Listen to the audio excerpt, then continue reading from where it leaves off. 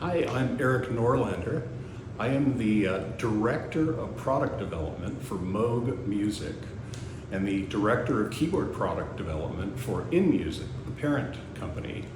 I met Bob Moog in January of 1996, and I did some math. He would have been 61 years old then, just a few years older than I am now. So I found that really interesting.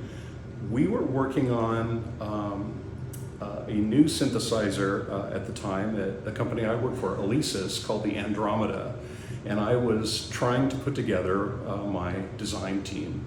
And of course, I wanted Bob Moog to be the electrical engineer on the product, the circuit design. There was this Keyboard magazine hosted breakfast at the NAMM show in Anaheim.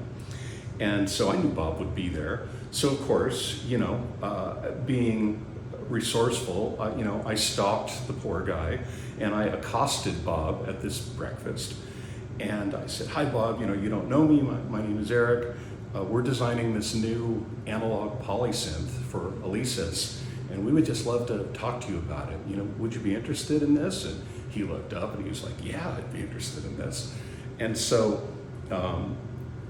later on that day, I brought him back to the Alesis booth at the NAMM show. We had Keith Barr, the owner of the company and the main engineer there, and Marcus Ryle, who is, ran Fast Forward Designs, this partner company that did most of our software. I walk in with Bob Moog, and Keith, the owner of the company, he just looks at me like, "No effing way."